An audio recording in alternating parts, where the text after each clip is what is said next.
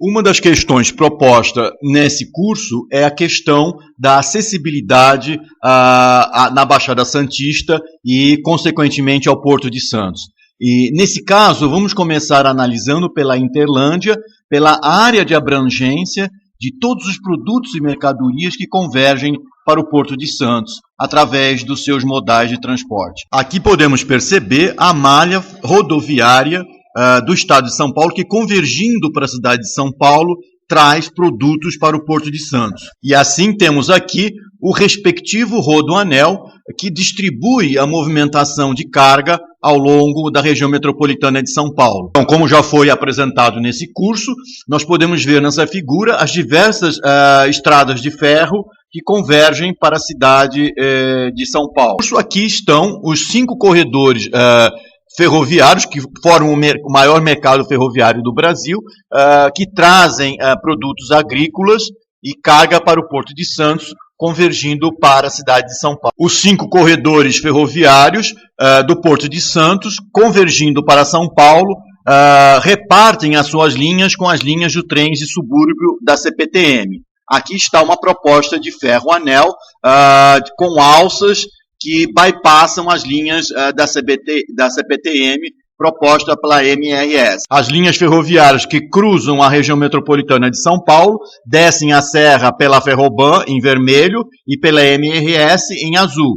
E através desses dois pontos, eles conectam a margem direita e esquerda do Porto de Santos. A antiga passagem ferroviária em verde foi desativada com a criação do terceiro trilho, ou a linha amarela, que faz a conexão da estrada de ferro diretamente à margem direita do Porto de Santos. Bem, como vimos então essa convergência de modais de transporte rodoviário e ferroviário para o Porto de Santos, isso tem um impacto sobre a cidade, porque, digamos, tem as avenidas portuárias que fazem a conexão das estradas de rodagem com direção ao porto, só que ainda não está construída, e elas compartilham o meio urbano da cidade.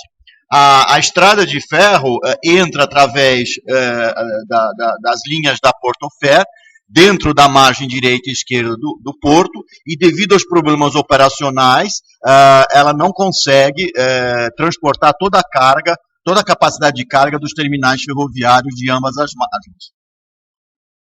Então, aqui começam os problemas de acessibilidade ao Porto de Santos e à cidade de Santos, porque a cidade e o porto começam a compartilhar o mesmo espaço urbano de vias, tanto para acesso rodoviário como ferroviário. Então, aquilo que começa com uma carga, como nós vimos na figura, dos corredores ferroviários que carregam, digamos, em Minas, em Goiás, termina aqui nas avenidas perimetrais que estão em construção, na margem direita e esquerda, interferindo no tráfego da cidade. O mesmo vale para os modais rodoviários. Todos os acessos à cidade de São Paulo passam pelo Rodoanel e ainda passam pela Avenida Bandeirantes em direção a Imigrantes e Anchieta. No final das contas, esses acessos ferroviários e rodoviários vão convergir para essas linhas que estão mostradas aí na margem direita e esquerda dessas avenidas perimetrais portuárias que estão ainda em construção.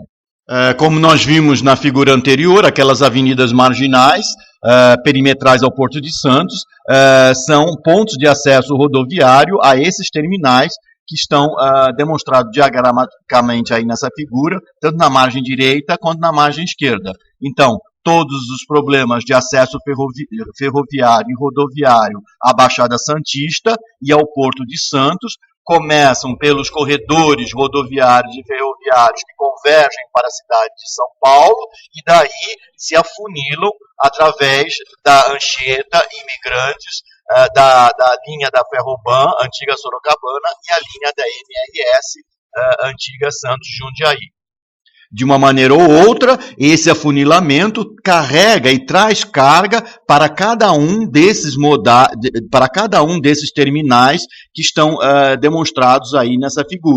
como cada terminal não está alinhado ou agrupado por atividades afins, então você pode ver que do lado do container existe um terminal de carregamento de açúcar, outro de suco ou derivados de petróleo. E essa falta de ordenamento do tráfego do porto afeta e acarreta problemas de acessibilidade para a cidade de Santos. Essa figura é parte de um trabalho de pesquisa que eu conduzi com os meus alunos. Então a proposta era qual as rotas possíveis entre Praia Grande e Bertioga.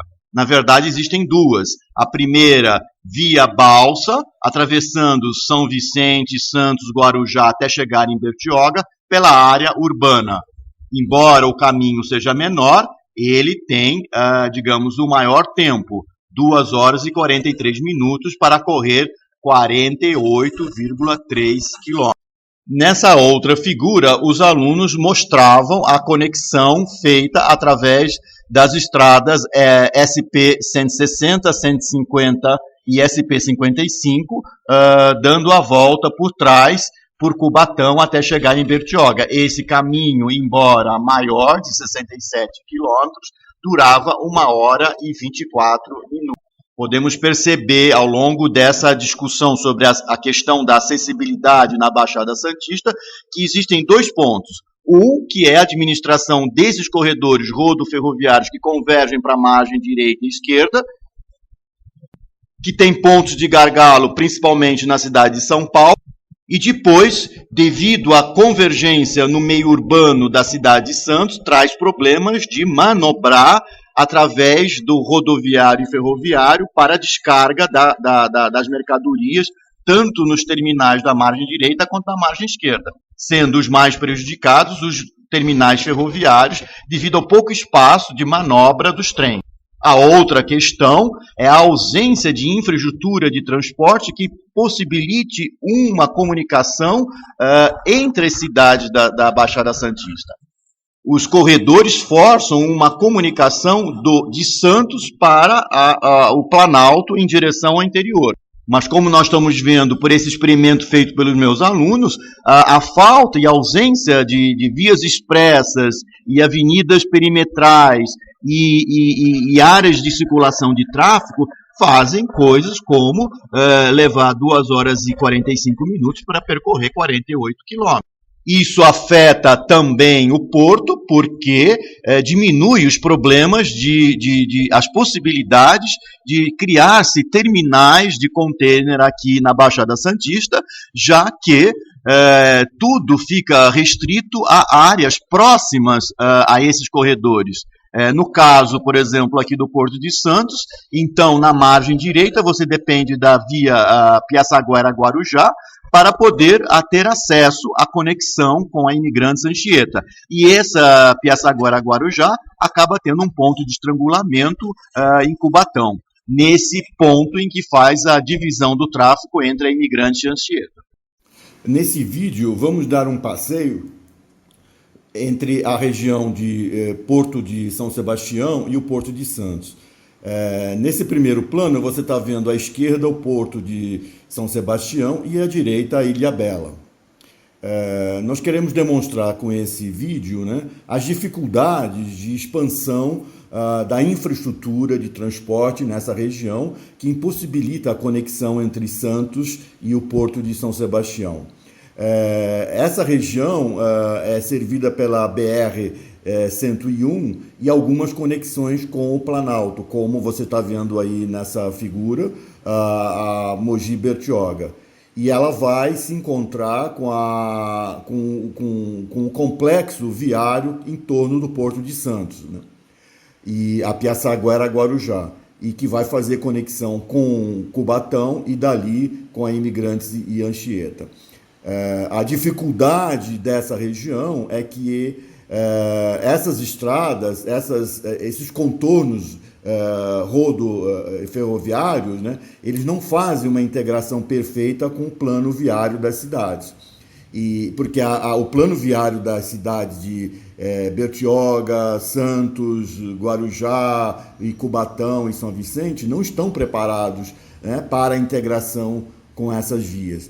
Então, são pontos de congestionamento, principalmente em Cubatão, onde você está vendo aí o grande entroncamento rodoviário, ferroviário, e que em épocas de temporada congestiona, porque esse trecho entre São Sebastião e Santos é uma área turística de cenas, né, turísticas, de cenas da natureza muito bonitas, né?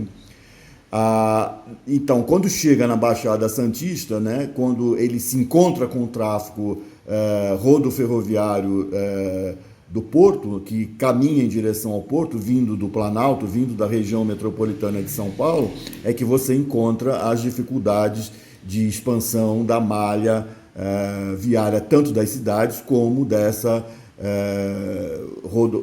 dessas instalações rodoferroviárias, né? Nesse plano, você está vendo a antiga Estrada de Ferro Sorocabana, em vermelho, né, que faz referência à região metropolitana de Sorocaba, né? Ela foi construída em 1938, porque até 1938 havia uma lei de concessão da Santos Jundiaí, que era ainda britânica, que não permitia a construção de ferrovias que pudessem competir com eles, né? Quando se levantou essa restrição, então construiu-se essa ferrovia. Mas você pode ver que a dificuldade, né, de construção de ferrovia entre o Planalto e a Baixada Santista é muito grande, né?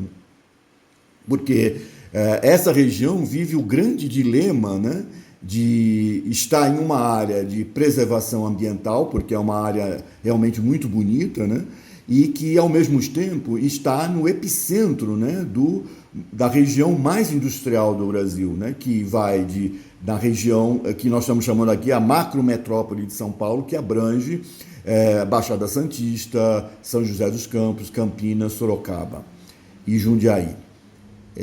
Então, a grande dicotomia dessa região é harmonizar, né, a preservação ambiental com as necessidades de desenvolvimento da infraestrutura.